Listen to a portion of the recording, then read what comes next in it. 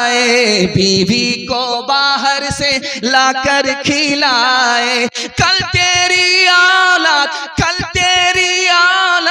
लेगी परान। हरे मुसलमान, हरे मुसलमान, हरे मुसलमान, हरे मुसलमान। बहुत सन्नाटे में आप जलसा सुन रहे हैं, ये दलील है कि आप सुन भी रहे हैं, समझ भी रहे हैं। मैं दुआ करता हूं अल्लाह पहली फुर्सत में अमल की तौफीक नसीब फरमाए। खुदा की मेहरबानी के हवाले से 3 मिनट का पैगाम आपकी खिदमत में रखने के लिए जा रहा हूं। एक मुसलमान पर अल्लाह ने 3 एहसान किए। पहला एहसान किया, इंसान बनाया, अगर जानवर बना देता, बंदर बना देता तो हम क्या बिगाड़ लेते? अल्लाह का पहला एहसान। दूसरा एहसान, हमने इस्लाम की खातिर कोई कुर्बानी नहीं दी, हमने इस्लाम के लिए कोई कीमत नहीं चुकाई। अल्लाह ने मुसलमान के घर में पैदा करके मुसलमान बना दिया, ये अल्लाह का एहसान है, दूसरा एहसान है। और फिर किसी और नबी की उम्मत में नहीं, आखिरी नबी की उम्मत में पैदा फरमाया, ये तीसरा एहसान। हम जब खाना खाते हैं तो एक खाने पर अल्लाह के 6 एहसान। जब खाना खाने का वक्त होता है तो भूख लगती है, ये जो भूख लगी है ये अल्लाह का पहला एहसान। इज्जत से खाना मिल गया, ये दूसरा एहसान। खाना खा रहे हैं, मजा आ रहा है, ये तीसरा एहसान। वो खाना खा रहे हैं जो डॉक्टर ने मना नहीं किया, ये 5वां एहसान। और परदेश में नहीं, अपने घर में खाना खा रहे हैं, बीवी बाल बच्चे के साथ खाना खा रहे हैं, आखिरी एहसान। एक रोटी पर अल्लाह ने 360 कारीगर लगाए, फिर रोटी तैयार हुई। जानते पहला कौन है, आखिरी कौन है? मीकाईल अलैहिस्सलाम पहला कारीगर है, जिसने पानी को खजाने से खींचा और हम तक पहुंचाया। दूसरा कारीगर बाकी फरिश्ते हैं, बंबई में बादल था, उसको खींच करके कटिहार में ले आए। दूसरे कारीगर चांद और सूरज सितारे, फिर हमारे जानवर और ट्रैक्टर। उसके बाद आखिरी कारीगर जिसने रोटी पकाया। इसलिए जब रोटी खाते हैं तो बिस्मिल्लाह, जब भूख मिट जाती है तो अल्हम्दुलिल्लाह। इतना बड़ा मजमा है। एक बात आपके सामने मैं करने के लिए जा रहा हूं, आपका दिल बहुत मजबूत होगा। जिस आदमी को अपनी बीवी है, यह आदमी खुशहाल है, कंगाल नहीं। जिस आदमी को अपना घर है, किराए का घर नहीं, यह आदमी अमीर है, गरीब नहीं है। जिस आदमी को गाड़ी घोड़ा है, यह बादशाह है। बादशाह होकर के परेशान क्यों है? अपने आप से परेशान है, वक्त से पहले मांगता है, किस्मत से ज्यादा मांगता है, दूसरे की दौलत पर नजर रखता है, बादशाह होकर के भी परेशान है। छींक आई, नबी की मजलिस में एक सहाबी को छींक आई तो अल्लाह के रसूल ने कहा यरहमुकल्लाह, अल्लाह तुम पर रहम फरमाए। दूसरे आदमी को छींक आई, आप खामोश रहे, कोई दुआ नहीं दी। उस आदमी ने कहा या रसूल अल्लाह मेरा क्या गुनाह, मुझे छींक आई, आपने दुआ नहीं दी।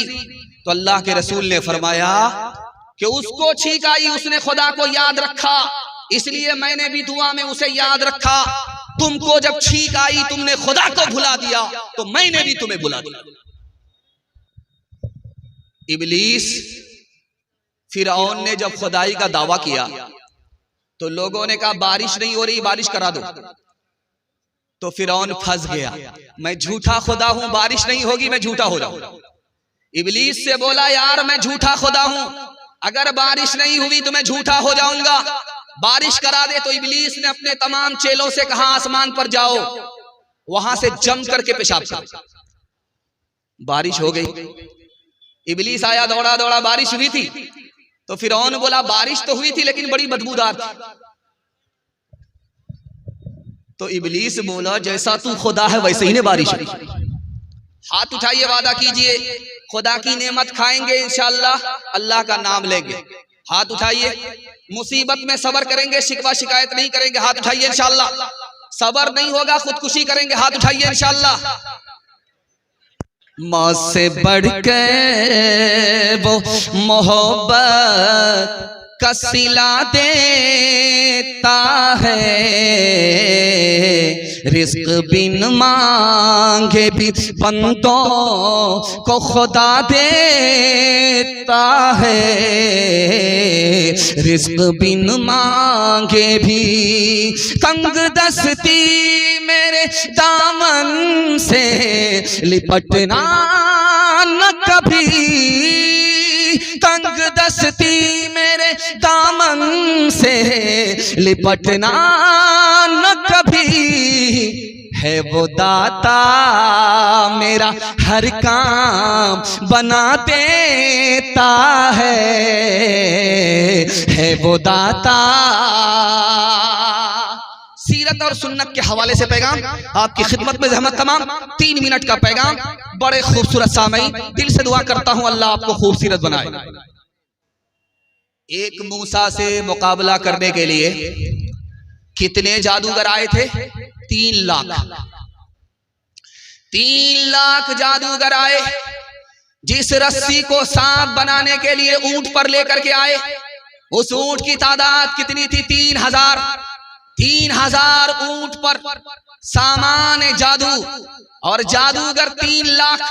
एक मूसा से मुकाबला करने के लिए हार गए, कलमा पढ़कर मुसलमान हो गए। हजरत मूसा ने पूछा, मालिक ये तो मेरा दुश्मन था, मेरा मुखालिफ था, कलमा पढ़कर मुआफिक कैसे हो गया, मुसलमान कैसे हो गया?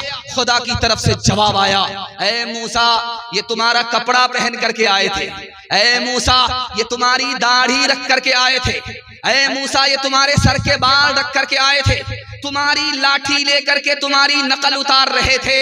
जो नबी का कुर्ता पहने, जो नबी की दाढ़ी रखे, जो नबी का बाल रखे, मेरी रहमत ने गवारा नहीं किया। ऐसे नकल करने वाले लोगों को जहन्नम में दाखिल किया जाए, इसलिए मैंने इनको हिदायत दी, ये कलमा पढ़कर मुसलमान हो गए। डॉक्टर साहब थे, डॉक्टर अंबेडकर साहब इंतकाल कर गए। उन्होंने ऐलान किया था इसी हिंदुस्तान में, मैं मुसलमान बनना चाहता हूं। लखनऊ से मौलाना अली मियां नदवी आ गए, कहा कि डॉक्टर साहब मैं कलमा पढ़ा रहा हूं, आप मुसलमान हो जाइए। कहा आप मुसलमान नहीं बनूंगा।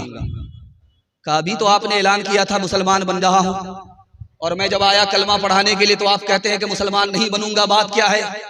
कहा मौलाना जाने दीजिए, मैं आपका भी एहतराम करता हूं, आप कपड़े से मुसलमान लगते हैं, आप दाढ़ी से मुसलमान लगते हैं, आप शक्ल से मुसलमान लगते हैं, इसलिए मैं आपका भी एहतराम करता हूं, आपके मजहब का भी एहतराम करता हूं, लेकिन मैं मुसलमान नहीं बनूंगा, इसलिए कि मुझे 80% हिंदुस्तान का मुसलमान ही नजर नहीं आता। इस घर को आग लग गई घर के चराग से। ये जो चर्च है, इस चर्च में मुरीद आया पादरी के पास, तो उससे पादरी ने पूछा तुम्हारी दाढ़ी की उम्र ज्यादा है या तुम्हारी उम्र ज्यादा है? बोला अभी आप भी अजीब पागल मालूम होते हैं, पहले मैं पैदा हुआ हूं, उसके बाद मेरी दाढ़ी पैदा हुई है, तो दाढ़ी मेरी मुझसे कैसे बड़ी हो सकती है? मैं उम्र में बड़ा हूं, दाढ़ी उम्र में छोटी है। तो पादरी ने कहा कि 10 साल पहले जब तुम आए थे तो तुम्हारी दाढ़ी काली थी, 10 साल के बाद जो आए हो तुम्हारी दाढ़ी सफेद हो गई। हैरत है 20 साल में तुम्हारी दाढ़ी बदल गई, लेकिन तुम बचपन से 55 में आ गए, तुम नहीं बदले, अफसोस तो इसका। ये कटिहार है, आप यहां से सफर कीजिए पंजाब, यहां से आप दिखा दीजिए किसी पंजाबी को भीख मांगते हुए दिखाइए। यहां से लेकर के आप चले जाइए पंजाब, किसी सिख को आप भीख मांगता हुआ नहीं दिखा सकते। लेकिन जब रमजान से पहले जुमा का दिन होता है, जुमा के बाद हालत ये होती है कि हट्ठा कट्ठा उल्लू का पट्ठा भीख का कटोरा लेकर के कहता अल्लाह के नाम पर दे दो, अल्लाह के नाम पर दे दो। तो लोगों ने कहा यार भीख मांग रहे हो या फुटबॉल खेल रहे? तुमको तो सर झुका करके भीख मांगना चाहिए, सर उठा करके भीख मांगते हो। तो क्या कहता है, किस बात की शर्म? मेरा दादा नेशनल फकीर था, मेरा बाप इंटरनेशनल फकीर है, खानदानी पेशा है।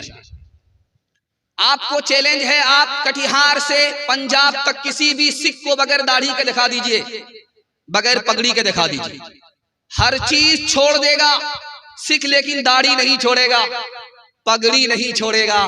सिखों की तादाद इस हिंदुस्तान में इतनी कम है जैसे आटा में बाल, और मुसलमानों की तादाद इस हिंदुस्तान में इतनी ज्यादा है जैसे आसमान पर सितारे। लेकिन मुसलमान कदम कदम पर जलील है। सिख को इज्जत की चोटी मिल रही है, जानते हैं क्यों? सिखों ने दीन और धर्म को दांत से पकड़ा, इज्जत की चोटी पर पहुंच गए। मुसलमानों ने दीन और धर्म को छोड़ दिया, अल्लाह ने ठोकरों में डाल दिया। हाथ उठाइए, वादा कीजिए, सीधा बुढ़ापे में दाढ़ी रखेंगे इंशाअल्लाह। हाँ, जरा जलसा खत्म होने दीजिए, उसके बाद मुलाकात करते हैं आपसे। किरदार बद पे खुद ही ये ज़हर, किरदार बद पे हम पे ये ज़हर मत होवी है आज, फिर दुश्मनान दीन की कसरत होवी है आज। इंसानियत से इंसान को नफरत होवी है आज, हमसे जुदा रसूल की सुन्नत हुई है आज। मिल्लत का हाल इसलिए बेजान हो गया, दुनिया में इस तरह का मुसलमान हो गया, दुनिया में इस तरह का मुसलमान हो गया। कुरान के हवाले से पैगाम, छोटे छोटे बच्चे आपके जाग रहे हैं, अल्लाह का शुक्र है। ये कल सो गए थे, बिस्तर पर पेशाब करके गंगा बहा दिया था। आज अल्लाह का शुक्र है ये जाग रहे हैं, इनके वास्ते दुआ करता हूं अल्लाह इनके मुकद्दर को जगाए। मैं हाथ जोड़ करके आपसे एक बात कहना चाहता हूं, आप डॉक्टर बनाइए शौक से, प्रोफेसर बनाइए शौक से, लेकिन मकतब की तालीम दिला करके, कुरान पढ़ा करके पहले अपने बच्चे को मुसलमान बनाइए। आपका बच्चा पहले मुसलमान है, बाद में डॉक्टर है, इंजीनियर है, प्रोफेसर है। एक बात राज की सुनिए, दुनिया में कोई आलिम ऐसा नहीं है जो ये बता दे कि आपका दिल जिंदा है। दुनिया में कोई आलिम ये बता नहीं सकता कि खुदा से आपका ताल्लुक है। दुनिया में कोई आलिम ये बता नहीं सकता कि आपकी दुआ कबूल होती है कि नहीं होती है। लेकिन एक चीज हमारे घर में है, हमारी मस्जिद में है, वही बता सकती है कि हमारा दिल जिंदा है कि मुर्दा है। वही बता सकती है कि हमारी दुआ कबूल होती है कि नहीं। वही बता सकती है कि खुदा से हमारा ताल्लुक है कि नहीं। जानते हो वो कौन सी चीज है? वो कोई टेक्नोलॉजी मशीन नहीं है, वो बड़ा से बड़ा कोई आलिम नहीं है, बल्कि कुरान है। कुरान अगर हमारे दिल के अंदर है तो ये दिल जिंदा है। अगर कुरान दिल से निकल गया, ये दिल मुर्दा है। उसकी पहचान है कि जगाने के बाद भी नहीं जागता। अगर कुरान से ताल्लुक है तो खुदा से हमारा ताल्लुक, कुरान से ताल्लुक नहीं तो खुदा से कोई ताल्लुक नहीं। अगर कुरान पर अमल है तो दुआ कबूल होती है, इसकी गारंटी है। अगर कुरान पर अमल नहीं है तो दुआ कबूल होती है, इसकी कोई गारंटी नहीं। कुरान में एक लफ्ज है, अल्लाह की रस्सी को पकड़ो, तुम गालिब रहोगे, कोई तुम पर गालिब नहीं आ सकता। मुहय्यिद्दीन इब्ने अरबी फरमाते हैं कि जानते हैं वो रस्सी क्या चीज है? वो कुरान है। अगर आपने कुरान को पकड़ लिया तो दुनिया आपसे शिकस्त खाएगी, दुनिया आपको शिकस्त नहीं दे सकती। एक आदमी की शादी हो गई, 1 साल हुआ, बाल बच्चा नहीं। 2 साल हो गए, बाल बच्चा नहीं शादी को। तो लोगों ने कहा कि यार तू कैसा जवान है, शादी हो गई, कैलेंडर छप ही नहीं रहा। अब बेचारा शर्मिंदा हो रहा है, मुंह छुपा रहा है। रात के अंधेरे में खुदा से दुआ किया कि मेरे मालिक कब तक लोगों से मुंह छुपाऊंगा, बेटा ना दो सही, एक बेटी दे दो, वादा करता हूं जब उसकी शादी होगी तो दुनिया की हर दौलत देकर के रुखसत करूंगा। कबूलियत की घड़ी थी, दुआ कबूल हो गई, बेटी मिल गई। जब जवान हुई तो जेब में फूटी कौड़ी। परेशान हुआ, इमाम शाफी रहमतुल्लाह अलैह के पास आया, हजरत गजब हो गया, खुदा ने बेटी दिया, जवान हुई, वादा किया, फैल हो रहा है, जेब में फूटी कौड़ी नहीं है, का तुम झूठ बोलते हो, तुमसे बड़ा मालदार कोई हो नहीं सकता। का हुजूर आप मेरी गरीबी का मजाक क्यों उड़ाते हैं? न रुपया पैसा है, न सोना चांदी है, न जमीन जायदाद है, कुछ भी नहीं है। अरे तुम सबसे बड़े मालदार हो, तुम्हें पता नहीं है। तुम्हारी बेटी अभी ससुराल नहीं गई है, उसको कुरान की तालीम दो। जब ससुराल जाने लगे तो कुरान के साथ उसको रुखसत कर दो। दुनिया की कोई दौलत कुरान के मुकाबले में नहीं हो सकती। हाथ उठाइए, वादा कीजिए। अखबार रोज पढ़ेंगे, कुरान कभी कभी। हाथ उठा दीजिए इंशाअल्लाह। हाँ, आप लोग कलकत्ता नहीं पहुंचेंगे, सीधा रांची जाने वाले। जो सबसे जरूरी है मुसलमान नहीं पढ़ते, ईमान के सहीफे को निगहबान नहीं पढ़ते, ईमान के सहीफे को। ये कैसे मुसलमान है जो सुबह सवेरे, ये कैसे मुसलमान है जो सुबह सवेरे अखबार तो पढ़ते हैं, कुरान नहीं पढ़ते, अखबार तो पढ़ते हैं, कुरान नहीं पढ़ते, अखबार तो पढ़ते हैं। एक तारीख आपके सामने रखने के लिए जा रहा हूं, आपके पैर से जमीन निकल जाएगी तालीम के हवाले से। सुनने के लिए आप लोग तैयार हैं बेदारी के साथ? तो हाथ उठाइए इंशाअल्लाह। सुना, हाथ उठाइए, दिक्कत नहीं है, 7 खून माफ है। और हाथ उठा करके वादा कीजिए, नौकरी नहीं तो तालीम नहीं। हाथ उठाइए इंशाअल्लाह। खैर, आपको मैं बेदार करके छोड़ूंगा। आप पिंडाल में कम हैं, ससुराल में ज्यादा।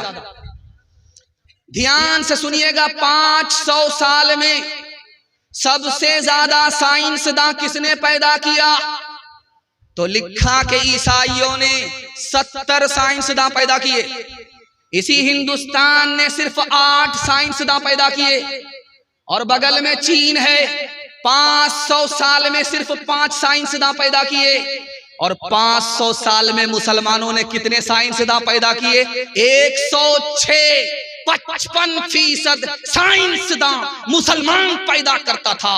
और आज की तारीख यह है कि साइंसदां में मुसलमानों का नाम ही नहीं। 1400 साल में डॉक्टर किसने कितना पैदा किया? यहूदियों ने 11 डॉक्टर पैदा किया 1400 साल में। ईसाइयों ने कितने डॉक्टर पैदा किए? 51। और चाइना ने कितने डॉक्टर पैदा किए? 7 1400 साल में। जापान ने कितने डॉक्टर पैदा किए? सिर्फ 5। इस हिंदुस्तान ने कितने डॉक्टर पैदा किए? सिर्फ 4। और मुसलमानों ने 1400 साल में कितने डॉक्टर पैदा किए? 41। मुसलमान दूसरे नंबर पर था। लेकिन 1984 की रिपोर्ट है कि दुनिया में मुसलमान 3 चीजों में पीछे हैं। सबसे पहली चीज तिजारत। 100 में सिर्फ 5 मुसलमान तिजारत करता है, 95 गोल। नौकरी में मुसलमान पीछे, 100 में सिर्फ 2% मुसलमान नौकरी करता है, 98 गोल। IAS की नौकरी 2%, IPS की नौकरी 2%, रेलवे की नौकरी 2%। और मुसलमान किसमें पीछे? तालीम में पीछे। पूरी दुनिया में 150 करोड़ लोग जाहिल हैं और सबसे बड़ा जाहिल मुल्क हिंदुस्तान है। और हिंदू मुसलमान में सबसे बड़े जाहिल मुसलमान हैं। 62% मर्द जाहिल है, 72% औरत जाहिल। आप अपने बच्चों पर 3 एहसान करते हैं। याद रखिए, आपका बच्चा याद नहीं रखेगा, भूल जाएगा। पहला एहसान क्या करते हैं? अच्छा खाना खिलाते हैं, बच्चे भूल जाएंगे, याद नहीं। दूसरा एहसान क्या करते हैं? अच्छा कपड़ा पहनाते हैं। ईद में आप त्योहार में पैसा को पैसा नहीं समझते, कर्ज लेकर के बच्चे को कपड़ा दिलाते हैं। बच्चे इस एहसान को भूल जाएंगे, याद नहीं रखेंगे। और आखिरी एहसान, बच्चे के लिए अच्छा से अच्छा मकान बनाते हैं। याद रखिए, जब इन बच्चों का दौर आएगा तो आपका बनाया हुआ मकान मकबरा बन जाएगा, उजाड़ करके फेंक देंगे, शीश महल बनाएंगे। तमाम एहसान को भूल जाएंगे। लेकिन किताबों में लिखा है, एक एहसान कर दीजिए, बच्चे की जिंदगी भर याद रखेंगे। आप जाहिल रहे कोई फर्क नहीं पड़ता, अपने बच्चे को पढ़ा लिखा दीजिए, जिंदगी भर एहसान याद रखें। मैं जो आपके सामने बैठा हूं, कैसे बैठा हूं? मेरे हाथ पांव नीचे हैं, मेरा दिल बीच में है, मेरा दिमाग ऊपर है। ठीक यही हालत आप लोगों की है। आप लोग भी बैठे हैं, हाथ पांव नीचे है, दिल बीच के अंदर है, दिमाग ऊपर है। इस तक़सीम पर जब आप गौर करेंगे तब आपको इल्म की अजमत मालूम होगी। हाथ पांव से काम काज किया जाता है, इसको खुदा ने नीचे रखा। इस दिल से दौलत कमाई जाती है, इसको बीच में रखा। इस दिमाग से इल्म हासिल किया जाता है, इसको सबसे ऊपर रखा। अगर तुम्हारे बच्चे को इल्म नसीब हो जाए, हुनर नसीब हो जाए, तो अल्लाह इज्जत की चोटी पर पहुंचा देगा। बचपन में जिसका बच्चा जितना काला होता है, उसकी माँ उतना ज्यादा साबुन लगाती है, रगड़ रगड़ करके लगाती है, 72 मरतबा साबुन लगाती है। लेकिन वो साबुन भी कसम खा लेता है कि मैं तो काला हो जाऊंगा, लेकिन इस कालिया को गोरा होने नहीं दूंगा। आसमान से ही ठप्पा पड़ा हुआ है। बच्चा काला है, होंठ मोटे मोटे हैं, दांत बाहर है, निहायत बदसूरत है। माँ ने कहा बेटा तू तो इतना बदसूरत है, लोग तुमको अपनी मजलिस में जगह नहीं देंगे, लेकिन एक काम कर लो, लोग तुमको तरक्की पर उठाएंगे, तुम्हारी जूतियां सीधी करेंगे। बेटे ने कहा कि अम्मा वो क्या काम है? का रात दिन एक करके मोहल्ले के सारे बच्चे को इल्म में पीछे कर दो। जिस दिन तुम पीछे कर दोगे, मोहल्ले के लोग तुमको तरक्की पर उठाएंगे, तुम्हारी जूतियां सीधी करेंगे। ये बदसूरत बच्चा रात दिन एक करके मेहनत करके इल्म में इतना आगे निकल गया कि मक्का का काजी बन गया। इल्म दिल का सुरूर होता है, इल्म दिल का सुरूर होता है। चश्मे बीना का नूर होता है, चश्मे बीना इल्म से रंज दूर होता है, इल्म से रंज दूर होता है। दिल को हासिल सुरूर होता है, दिल को हासिल। आधा पैगाम मेरा निकल गया। मोहब्बत से आप सुन रहे हैं, मुझे भी पता नहीं चला। अल्लाह इस मोहब्बत को सलामत रखे। जवान बेटों के लिए मैं दुआ करता हूँ, अल्लाह इनको नौकरी के लिए कबूल फरमाए, इनको रोजगार अता फरमाए। यहाँ से लेकर के वहां तक जवान सुनने के लिए तैयार है, हाथ उठाइए इंशाअल्लाह। बूढ़े लोग गलती से हाथ मत उठाइए। आप लोग यहाँ जवान होने वाले नहीं, जन्नत में जाकर के जवान होंगे, सीधा हूर से आपका निकाह होगा, लेकिन यहाँ कोई चांस नहीं। जवानों के हवाले से, बूढ़े के हवाले से पैगाम आपकी खिदमत पर रखने के लिए जा रहा हूं। सिर्फ 3 मिनट में निकल जाएगा। अल्लाह आपके इल्म में इजाफा फरमाए, मेरे मुताला को ताजा फरमाए। लोग कहते हैं यार मौत बहुत सख्त है, मौत बहुत सख्त है, लेकिन मौत से ज्यादा सख्त कोई चीज है कि नहीं? सुकरात ने लिखा, मौत से ज्यादा सख्त जिंदगी है। इसी जिंदगी पर सारी मुसीबत आती है, और मौत से आदमी मुसीबत से नजात पा जाता है। मौत से भी ज्यादा सख्त ये जिंदगी है। मूसा अलैहिस्सलाम ने अल्लाह से पूछा, मालिक जब पैदा करते हो तो मारते क्यों, मौत क्यों देते हो? अल्लाह की तरफ से जवाब आया, ये बताओ कि तुम किसान हो, खेती करते हो, धान की फसल खड़ी हुई, फिर उसको काटते क्यों हो? मकई लगाने के लिए उसको काटते क्यों हो? तो मूसा की तरफ से जवाब आया, ताकि भूसे से दाना निकल जाए। अल्लाह की तरफ से जवाब आया, हम पैदा करके मौत इसलिए देते हैं ताकि बुरों से अच्छों को निकाल लिया जाए। दुनिया में एक ही इंसान आया है जिसकी सबसे लंबी उम्र है, उसके अलावा दूसरा कोई इंसान नहीं है। जानते हैं वो कौन है? हजरत नूह अलैहिस्सलाम। 950 साल जिंदा रहे। सबसे बड़ी उम्र इसी एक इंसान को मिली है, इसके अलावा किसी और इंसान को इतनी लंबी उम्र नहीं मिली। उनसे पूछा गया कि दुनिया को कैसे पाया? का एक मकान बना हुआ है, उसके 2 दरवाजे हैं, एक दरवाजे से दाखिल हुआ, दूसरे से निकल गया, पता ही नहीं चला। 950 साल पास। याकूब अलैहिस्सलाम की उम्र कितनी हुई है? 180 साल। जब मलकुल मौत आया तो कहा, यार बगैर नोटिस किए हुए आ जाते हो, नोटिस करना चाहिए फिर आना चाहिए। तो मलकुल मौत ने कहा 4 बार नोटिस किया। जब ये सर के बाल सफेद हो गए, पहला नोटिस। जब ताकत घट गई, ये दूसरा नोटिस। जब कमर झुक गई, ये तीसरा नोटिस।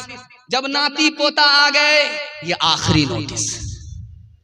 बहरा आदमी गया बीमार की खैरियत लेने के लिए, तो बहरा आदमी बीमार से पूछ रहा क्या हाल है?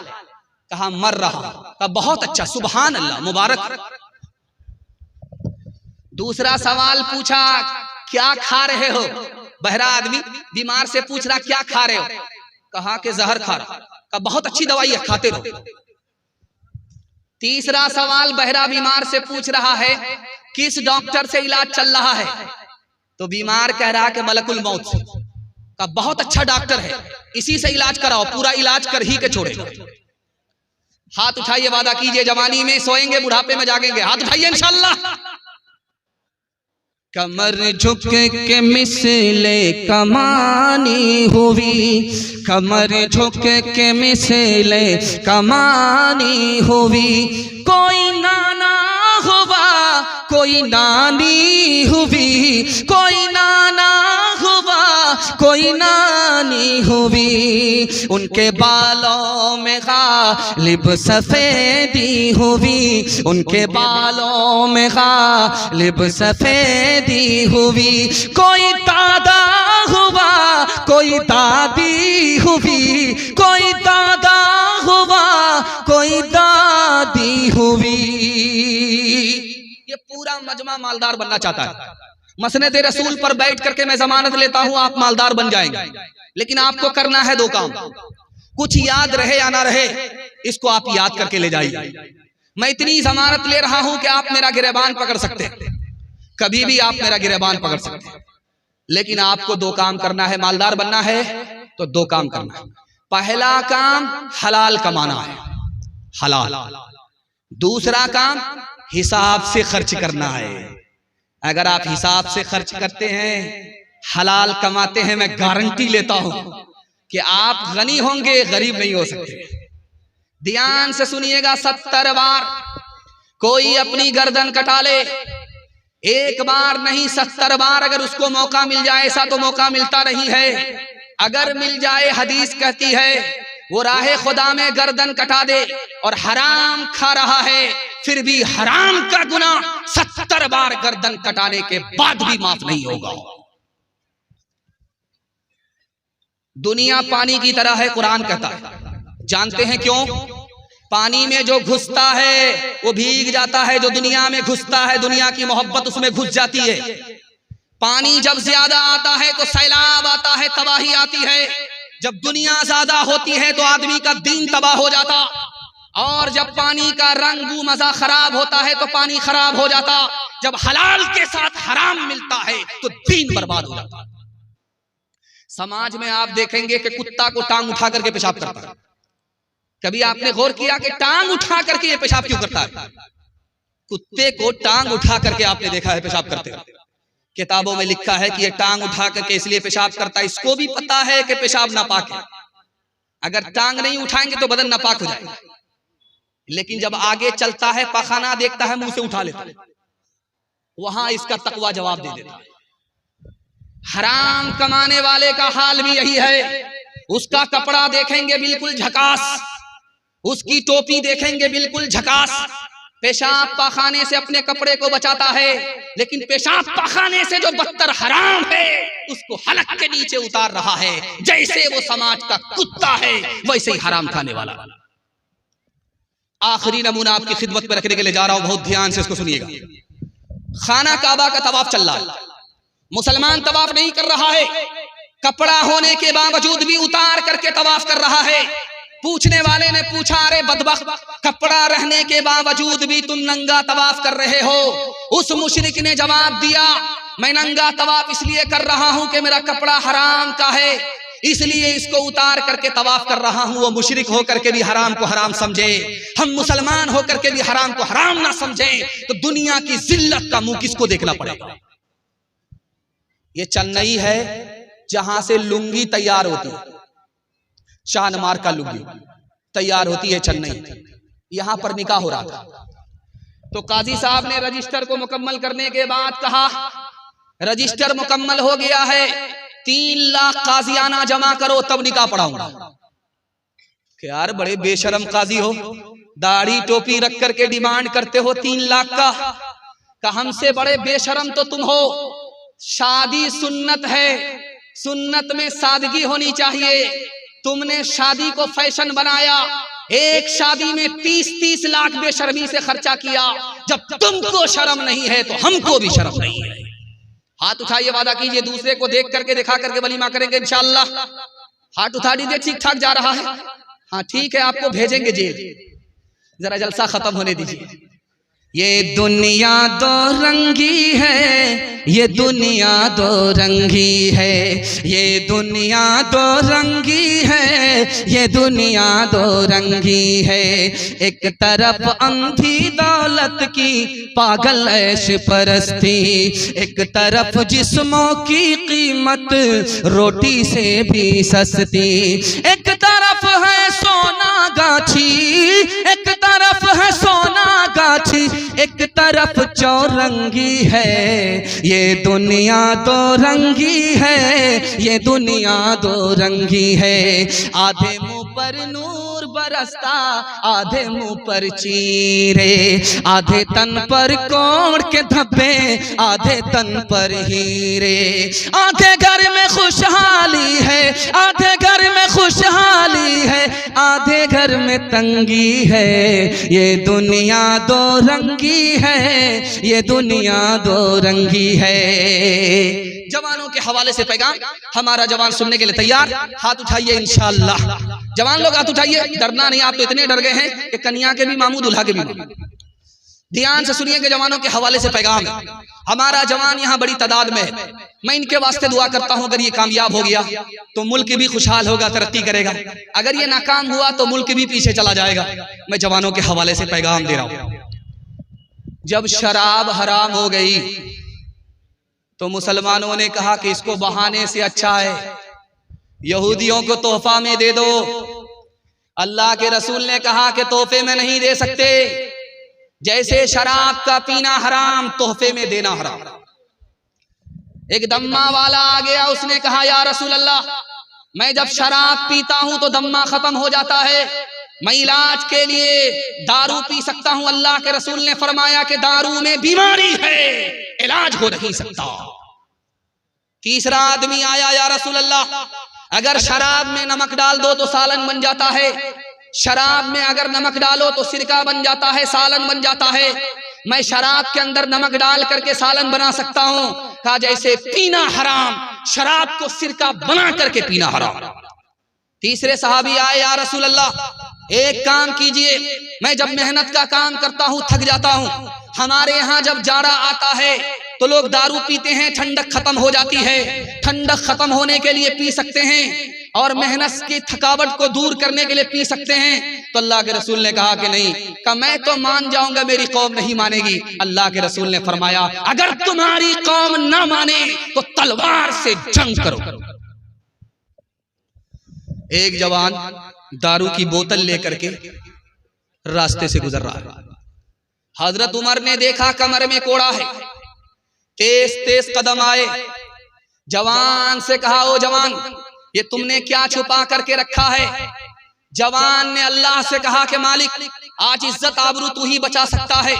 अगर उमर को पता चल गया कि मैंने दारू छुपा रखी है तो इतने कोड़े पड़ेंगे कि जनाजा उठ जाएगा। जवान ने दिल दिल में कहा कि मालिक, इज्जत आबरू तू ही बचा सकता है। हजरत उमर करीब करीब आ गए। जवान से पूछा, है जवान क्या छुपा रखा? कहा कि सिरका है, शरबत है, सिरका है, शराब नहीं है। हजरत उमर ने खींच लिया, ढक्कन खोल करके देखा, उस जवान की तौबा कबूल हो चुकी थी। अल्लाह ने शराब को सिरका बना दिया।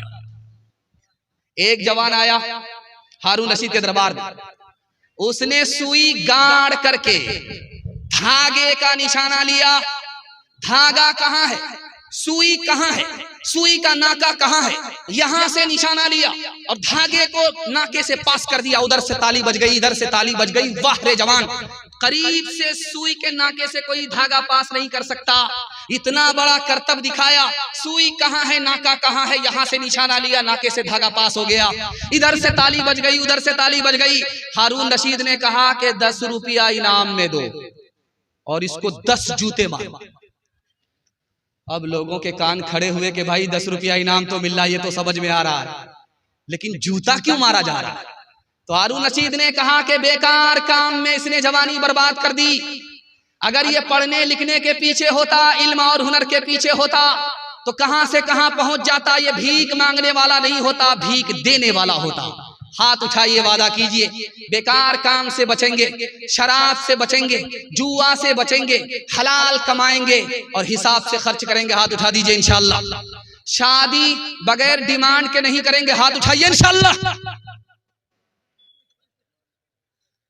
कौन मकबूल है, कौन मरदूद है, कौन मकबूल है, कौन मरदूद है, बेखबर क्या खबर तुझको क्या कौन है। कौन मकबूल है, कौन मरदूद है, कौन मकबूल है, कौन मरदूद है, बेखबर क्या खबर तुझको क्या कौन है। जब तू लेंगे अमल सबके मीज़ान पर, जब तू लेंगे अमल सबके मीज़ान पर, तब खुलेगा कि खोटा खरा कौन है। कौन मकबूल है, कौन मरदूद है। हिंदू मुसलमान भाईचारा के हवाले से पैगाम देने के लिए जा रहा हूं। बिल्कुल 3 मिनट का आधा से ज्यादा पैगाम निकल गया। औरतों के हवाले से 3 पैगाम दूंगा। 5 से 7 मिनट में मेरे हिस्से का जलसा मुकम्मल हो रहा। बाउंड्री क्रॉस तो नहीं कर रहा। अल्लाह अकबर। बिल्कुल मेरा वक्त जो है मेरे साथ चल रहा है, आपका भी वक्त आपके साथ चले, लेकिन ससुराल में बराबर नहीं रहना, घर में रहना। अगर घर छोड़ करके ससुराल में रहेंगे तो घर जमाई दामाद और कुत्ता दोनों बराबर। फैसला आपके हाथ। ध्यान से सुनिएगा, तेजी के साथ निकल जाएगा। हिंदू मुसलमान भाईचारा के हवाले से सुना रहा हूं। आप निजामुद्दीन गए हैं दिल्ली, तो आप देखेंगे कि निजामुद्दीन, ख्वाजा निजामुद्दीन का मकबरा है दिल्ली में। उसी मकबरा के हवाले से निजामुद्दीन मशहूर है। जब वो जिंदा थे तो एक आदमी आया, कहा मैं आपको तोहफा देना चाहता हूं। कहा क्या तोहफा देना चाहते हो? कहा कैंची आपको तोहफे में देना चाहता हूं। कैंची, कैंची जिससे कपड़ा काटा जाता है, वो कैंची आपको मैं तोहफे में देना चाहता हूं। उन्होंने कहा मुझे कबूल नहीं है, मुझको सुई दे दो, कैंची मत दो। मैं जोड़ने के लिए आया हूं, मैं काटने के लिए नहीं आया हूं। महात्मा गांधी जी गुजर गए। उन्होंने हिंदू मुसलमान से कहा कि मैंने हिंदू से हां को निकाला, मुसलमान से मीम को निकाला, मुसलमान से मीम को निकाला, और हां से हिंदू से मैंने हां को निकाला। हां को जब मीम से मिलाया तो हम हो गया। हम दोनों हिंदुस्तानी हैं। जब हिंदुस्तानी हिंदू भी है, जब हिंदुस्तानी मुसलमान है, तो मुसलमान और हिंदू का झगड़ा कैसा है। कबीर दास ने कहा एक दोहे में कि रावण के बारे में आप लोग जानते हैं, 1 लाख पोता था, 1.25 लाख नाती। लंका की जो कोठी है सबका मालिक था, लेकिन आज रावण कहाँ है, कोई उसका नामो निशान नहीं है। तो गुरु कबीर दास कहते हैं कि किसी भी हिंदू को आप खड़ा करके उसको पूछिए कि ये दुनिया जाने वाली है, तो वो बोलेगा हाँ जाने वाली। किसी मुसलमान को खड़ा करके पूछिए ये दुनिया जाने वाली है, तो वो बोलेगा हाँ जाने वाली है। दुनिया जाने वाली है ये मुसलमान भी मानता है, दुनिया जाने वाली है ये हिंदू भी मानता है। कबीर दास ने कहा कि जब तुम मानते हो कि दुनिया जाने वाली है तो हिंदुस्तान भी जाने वाला है। जब तुम मानते हो कि दुनिया जाने वाली है तो हिंदुस्तान भी जाने वाला है। तो हिंदुस्तान के लिए हिंदू मुसलमान का फिर झगड़ा क्यों करते हो? जो चीज जाने वाली है जा करके रहेगी, उस पर कैसा झगड़ा है। मिर्जा गालिब को पुलिस वाले ने दिल्ली में पकड़ लिया। पूछा तुम कौन हो? कहा मैं आधा हिंदू हूं आधा मुसलमान। कहा यार ये तो ब्रिटानिया बिस्कुट होता है 50-50, ये 50-50 आधा हिंदू आधा मुसलमान कौन आदमी होता है? तो मिर्जा गालिब बड़े मजाकिया आदमी थे। उन्होंने कहा कि मैं शराब पीता हूं आधा हिंदू हूं, सूअर नहीं खाता आधा मुसलमान हूं। हाथ उठाइए, वादा कीजिए। हिंदू मुसलमान भाई भाई मिल करके रहेंगे, जिएंगे मरेंगे, जिएंगे और दूसरे को जीने देंगे। हाथ उठाइए, इंशाअल्लाह जिएंगे और जीने देंगे, उसके गम में और खुशी में शरीक रहेंगे, उस पर सितम नहीं करेंगे। हाथ उठाइए इंशाअल्लाह। दिल मिले या ना मिले हाथ मिलाएंगे। हाथ उठाइए इंशाअल्लाह।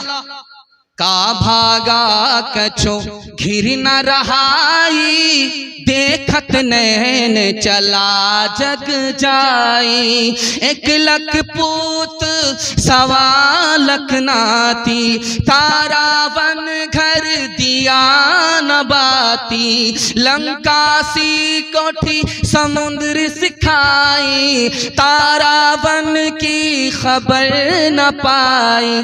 कहत कबीरा अंत की बारी, हाथ झाड़ जैसे चले जुआरी। कहत कबीरा अंत की बारी, हाथ झाड़ जैसे चले जुआरी। औरतों के हवाले से, मियाँ बीवी के हवाले से आपकी खिदमत में पैगाम रखता हूँ। बहुत अच्छा माहौल बना है, अगर आप इसकी हिफाजत कर लेंगे तो आपके घर में कभी झगड़ा नहीं होता, कभी झगड़ा नहीं होगा। टूटा फूटा घर आपका जन्नत जैसा बन जाएगा। लड़का लड़की की जब शादी हुई तो अल्लाह के रसूल ने लड़के से कहा, याद रखो इस लड़की से ज्यादा तुम्हारी कुर्बानी नहीं है। कहा या रसूल अल्लाह, खाते कमाते हम हैं, पसीना हमारा छूटता है, ये तो घर में रानी की तरह बैठ करके खाती है, इसकी क्या कुर्बानी है। तो अल्लाह के रसूल ने समझाया, अगर शादी से पहले तुमसे कहा जाता शादी करोगे माँ बाप को छोड़ना पड़ेगा, खानदान को छोड़ना पड़ेगा, तो तुम कुंवारे रह जाते, शादी नहीं करते। कुर्बान जाओ इस लड़की के ऊपर के तुमसे शादी किया, तुम्हारी खातिर सब कुछ कुर्बान कर दिया। अल्लाह के रसूल कैलूला फरमा रहे थे, दरवाजा बंद था, आते ही फातिमा ने दस्तक दिया। अल्लाह के रसूल ने खोला, कहा बेटी तुम्हारे आने का वक्त नहीं था, क्यों आई, कैसे आई? काली से खफा होकर के आ रही हूं। कहा बेटी मैं तुम्हारा बाप हूं, अली तुम्हारे शौहर हैं, अली की इजाजत के बगैर मेरे घर में कदम मत रखना, अगर कदम रखोगी तो दरवाजा बंद तो मिलेगा, खुल नहीं सकता। बेटी जल्दी से जाओ, अपने शौहर से माफी मांगो, अगर तुमने माफी नहीं मांगी, तुम्हारे शौहर ने तुमको माफ नहीं किया, बेटी तुम्हारा इंतकाल हो गया, मैं जिंदा रहा, मैं तुम्हारी नमाजे जनाजा पढ़ूंगा भी नहीं, पढ़ाऊंगा भी। एक बात नुक्ते की सुनिए, जितनी भी औरत है दुनिया की सब मर्द से पैदा हुई, लेकिन सारे मर्द औरत से पैदा नहीं हुई, लेकिन सारी औरत दुनिया की मर्द से पैदा हुई, आदम से पैदा हुई, लेकिन आदम के सर से पैदा नहीं हुई। मतलब क्या है कि औरत को सर पर नहीं बैठाना, और आदम के पैर से पैदा नहीं हुई कि औरतों को ठोकरों में रखना है, जूते में रखना। औरत कहां से पैदा हुई है? पहलू से पैदा हुई है, पसली से पैदा हुई है, और पसली कहां है? दिल के पास है।